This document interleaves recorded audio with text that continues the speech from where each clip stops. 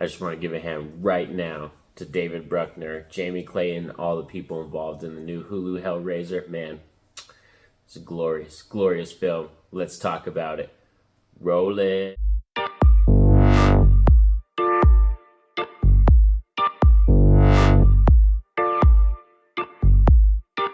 So the new Hellraiser film is currently streaming on Hulu. It stars Jamie Clayton and is directed by David Bruckner and has a lot of awesome stuff in this film. We're going to get right into it today. The positives, the negatives, and the rating, and I'm going to send you all home. And right off the bat is one key thing is you don't have to digest the other Hellraiser films in terms of anybody who's worried about that, about seeing the other 10.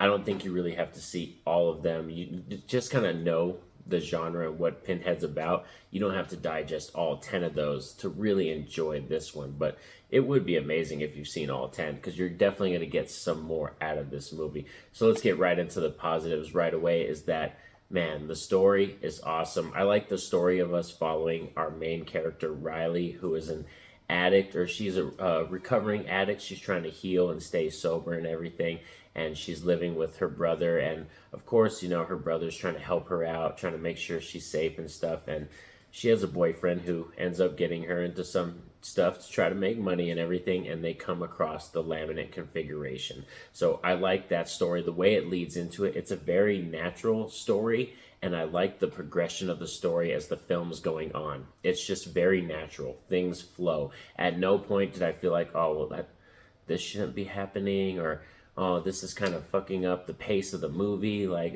no. Everything kind of flows very natural in this film story-wise, and I enjoy that. And I like our main actress that plays Riley, our main protagonist. She's a flawed protagonist, but by the time we get to that third act and the path that she takes and her character development throughout the film, oh my God, man, she makes a great choice at the end of this film. But I'm not going to spoil anything. This is spoiler-free, but I really do love it. Another thing is the Cenobites. The Cenobite designs, I think, are out of this world, top-notch, really up there with the first two films in terms of designs of the Cenobites, the characters, very creative. There's a lot more darker lighting in this film. I would have liked to see them a little bit more, you know what I mean, enjoying the view of the Cenobites and the creations, but they really do. It's awesome, but they do go with a more blue hue lighting in this film, so that's why it's a lot darker. There's more blacks and blues, and you can see them and see the shining and the lighting, but I would appreciate a little bit more viewing of the beautiful Cenobites. But like I said, the designs overall, very creative, and there's a lot of different ones throughout this film.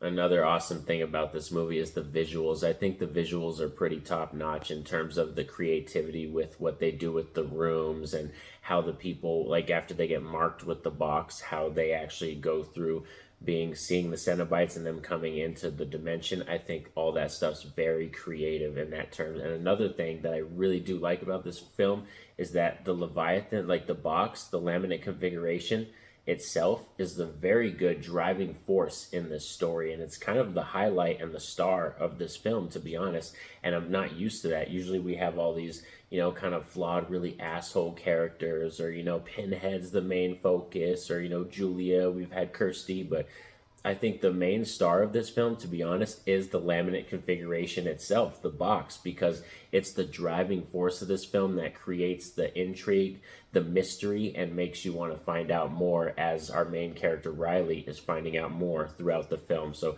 it's kind of a very investigative type story. I also like our side characters. I think our side characters are all around Riley very...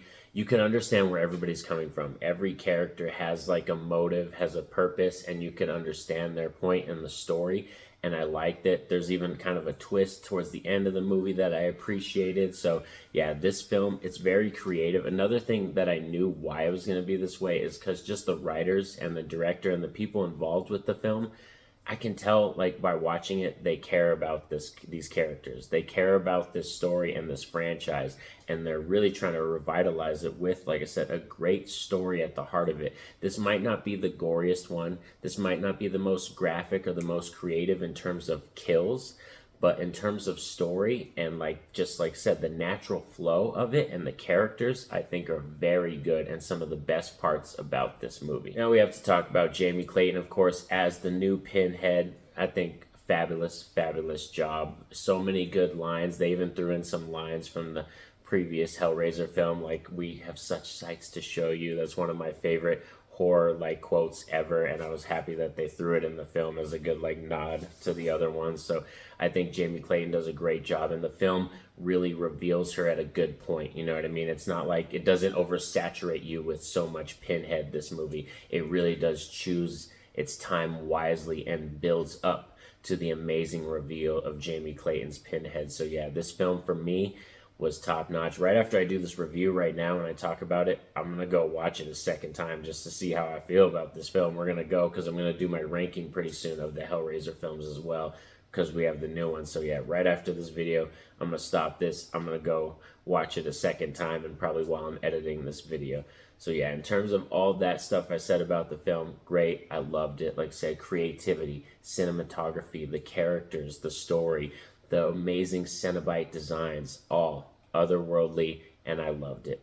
Now let's get into the mixed and negatives, because this was almost very close, almost a perfect movie. And what I want to say is, like I said, mixed and negatives right off the bat is, when I'm coming into the Hellraiser franchise, from my perspective, where I'm coming from is, I'm a huge mark for this franchise. I really do adore this franchise. There's like 6 really good films that I like in this franchise, 2 that are top-notch echelon horror stuff, like just top-notch, you know what I mean? In terms of horror genre, there's 2 in this franchise. So that's where I'm coming from.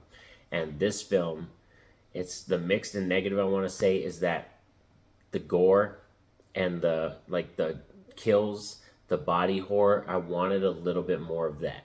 It doesn't really push the envelope in terms of, like I said, the gore and body horror. It's much more tamed. I can say that right now. It's a very much more tamed type film, which isn't bad. Like I said, it's not horrible, because they really do highlight the story, focus on the laminate configuration, the investigation, more in-depth story of enriching the Hellraiser genre. It really does enrich the franchise, what they do with this story. It's just the gore, the body horror. That could be just a personal taste thing, but we're talking about the Hellraiser franchise, which is famously known for having some of the best practical effects ever in film history. And this film, they did have some CGI. I saw it. There's a little bit of CGI. And like I said, the practical effects and kills weren't the best. They didn't push the envelope like I wanted to there. But they definitely took the leap story-wise. So as you can see from me, my view, my perspective, and what I'm talking about, I have a great time. I had a great time with this film. Like, I think this is a banger. Like, in terms of ranking, I'm going to, like I said, watch it a second time. Then I'll really know where it lays in my Hellraiser ranking, just to see for sure. But as of right now, for a rating, Hellraiser's going to get an 8.5 out of 10. I think this is a banger, a really badass film, and Hulu's putting out some really good stuff. Like, a lot of the stuff that they've been grabbing and content-wise and putting out on their streaming service, I think really good. Like Prey, Fresh, like this Hellraiser, they've been putting out some really good content. So I highly recommend checking this film out. Like I said, don't worry if you haven't seen all the other 10 Hellraiser films. I don't think you need to see all of them to really enjoy this one. Excuse me. This one is definitely a new level and a new addition to the franchise, and it enriches the franchise, the history. It adds some more stuff to it, and I really do enjoy the characters, and I think the performances across the board, they're all realistic, and I feel like their motives, what they do in the story, it makes sense. You know what I mean? It doesn't seem stupid. It doesn't seem like, oh, this is bad writing or writing convenience. Like, none of that happened for me while I was watching this film. But thanks for sticking around, y'all, for this review of the new Hellraiser film. And if you've seen it, let me know in the comments section what you think of this movie. I would love to hear from all of you. And for real, I highly recommend going to check this out. And of course, don't forget to like and subscribe, especially if you're new to the channel, so you can get more videos like this. Most importantly, have a safe and happy day, everyone. Peace out.